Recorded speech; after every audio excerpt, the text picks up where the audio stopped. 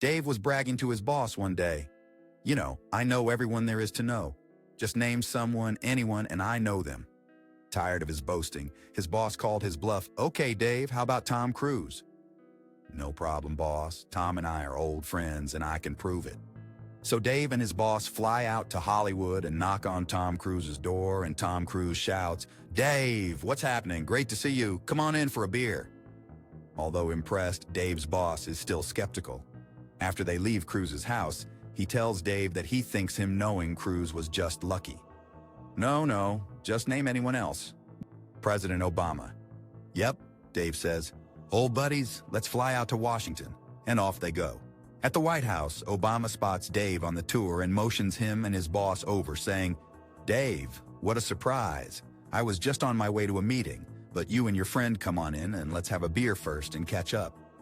Well, the boss is very shaken by now, but still not totally convinced. After they leave the White House grounds, he expresses his doubts to Dave, who again implores him to name anyone else. "Pope Francis," his boss replies.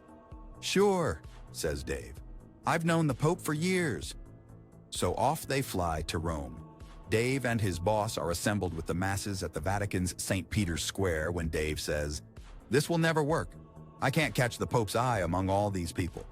Tell you what, I know all the guards, so let me just go upstairs and I'll come out on the balcony with the Pope." He disappears into the crowd headed towards the Vatican. Sure enough, half an hour later, Dave emerges with the Pope on the balcony. But by the time Dave returns, he finds that his boss has had a heart attack and is surrounded by paramedics. Making his way to his boss' side, Dave asks him, "What happened?" His boss looks up and says, "It was the final straw. You and the Pope came out onto the balcony and the man next to me said, 'Who the fuck is that on the balcony with Dave?'